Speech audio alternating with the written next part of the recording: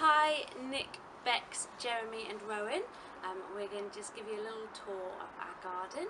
It's November 2016, so it's a bit of a cold day today, but the sun is out. Let's see what.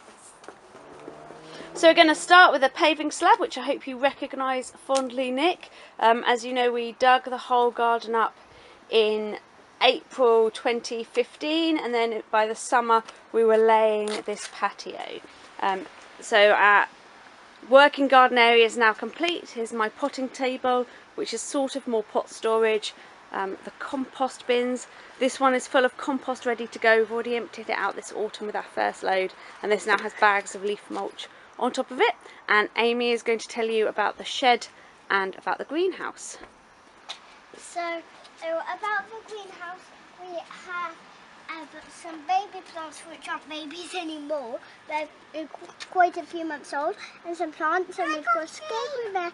And that pink, those pink flowers are called my Amy plant, and that we've got some more red lilies there, and some other plants, and some composting stuff.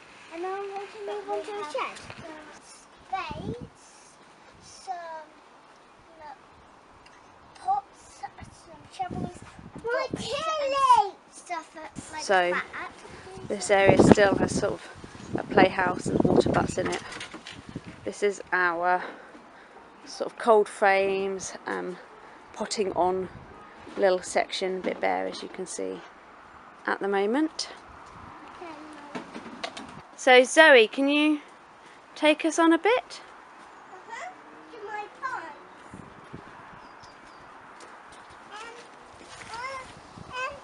I like the colours of my flowers because I like the white bits and purple bits.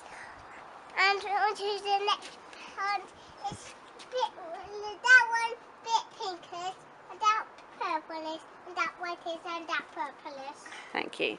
So this is the herb bed. It's getting ready for winter now. The sage is dying back. I think it might need a reorganisation next spring, as the sage grew way bigger than I was expecting it to. And as you can see, the marjoram has sort of overtaken all the lavender. Clematis is down for the winter, and our rose has covered quite a lot of our trellis so far, and that's just dying down for the winter now as well. Onto the main bed. So this is our main bed. So we planted this up back in about April this year. We've had to do some rearranging, we've moved some plants, we'll see if it works better next year. We've put some bulbs in for the spring. This is our rowan tree with the absolutely stunning pink berries, if you can see them. So then if we go down the main path into our sunken patio, still floods in a rather dramatic manner, but it does drain very quickly, and we're never really going to be using it whilst it's flooded anyway. So this is our winter centrepiece, a Cali Carpus bodineri with some beautiful purple berries, some matching purple cabbage and some ivy underneath it. And as we come round up the steps, you can see the roses are starting now to grow up to cover the pergola again. They were only planted this summer, so I'm quite pleased with how well they've grown. And this has been amazing. This is a tree ivy, which has just gone huge. We need to find a better way of supporting it, and it's just coming into flower this time of year. If I can get the focus on that.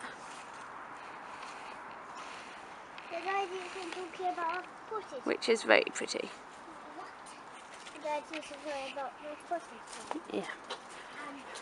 And we're calling this area the triangle bed. It's sort of got a bit lost, but I think as things grow up it'll be better.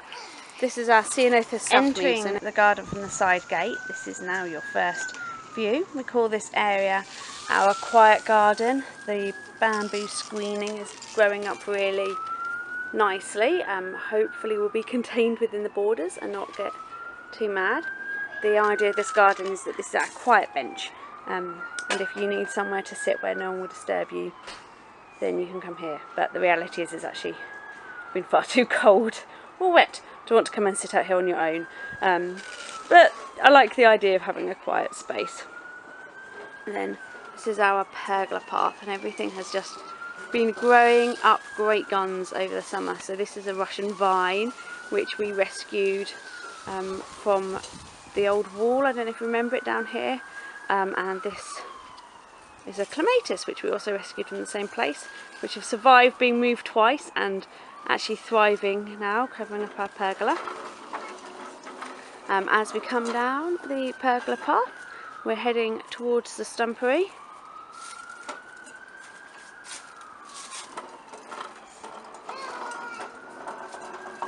So here's my stumpery. It's gone through a couple of redesigns, but we're fairly happy with it now. We're still trying to work out which ferns grow well and are happy here.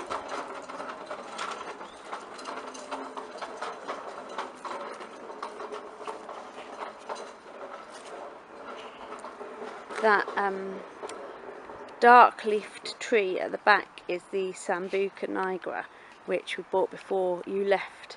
It needs a bit of a prune. It's got a little way to go before it turns into anything remotely like a hedge, but it's growing, which is good.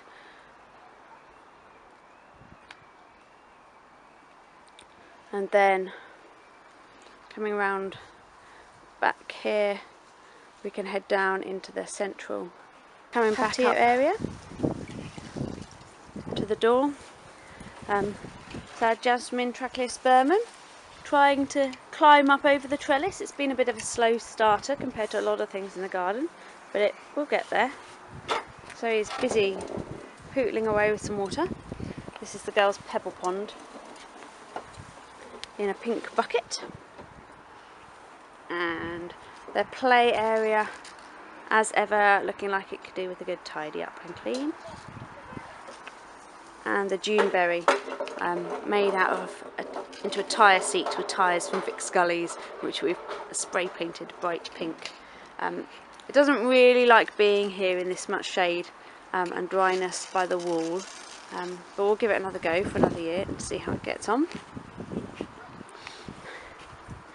And here are your box plants. I'm going for a cube sort of effect, practicing my topiary skills on those. And here we are looking at the working garden. And then if we come back round, back down the main path, but head up off to the left, we get to the latest piece of the garden. So this is the pottage garden. Finally all the hard landscaping complete. So as you can see, we've cleared out and repainted under the Leylandi trees. Done a bit of planting there. The soil there is really dry because of the Leylandi, so we're just again going to have to see what grows and what survives. And these are my beautiful raised veg beds, all filled with weed-free compost and manure. Some of the little plants which have been kind of sown as seed in the summer have been planted out now, giving a bit of a chance of life. This one is the girls' bed. So on the right hand side we have Amy's choice of planting and plants. Down here I've put some strawberries, and this little corner Zoe planted up. Zoe doesn't often like being outside because it's cold and it's wet, so it's really nice that she got involved with doing that. And this, Bex, oh joy of joys, is my asparagus bed. So finally a permanent place to plant asparagus in. We've prepared the soil. I have sown a green manure over it for winter, but it's not taking yet. So, you know, we'll see. But in the spring anyway, it'll all be dug up and we'll buy some asparagus to put in it. This is the magnolia bed. It's quite hard to see my little magnolia tree, but there it is, my crystal chalice. Looking more like a twig than ever now it's winter. And the theme for this bed is sort of dark and white colours. So you can see the pure white cyclamen that we've planted there. And obviously we've built our corner arbour place to sit in the sunshine, not that there is often much of it. And here is my fruit tree bed. So we have apples, pears and a plum tree. They all need pruning, but I'm just waiting for their roots to get established first. Planted a little box hedge at their feet, and some other plants. Having found the plant called Amy for Amy, we found a hydrangea Claire, which obviously looks like nothing at all, but hopefully will be beautiful come next year. We gave our massive box, maybe perhaps an over prune, but it's in much better shape. We still need to paint this wall and wire it, and this will be where the wisteria goes and some climbing roses to cover over the arbour. Then this is just the back path leading out now, with Simon's stores of gravel and sand, some wood, a rescued crab tree. Might go back into one of the pottage garden beds if it survives, we'll see. And the back gate out towards the cars. So here's us, the rather huge Toyota Verso, and hiding behind it a little glimpse of your old car, which Scott is parking here. Oh, and whilst we're out here, we also planted this, which again doesn't look very much now, but was gloriously red early in the autumn. It's a Virginia creeper. So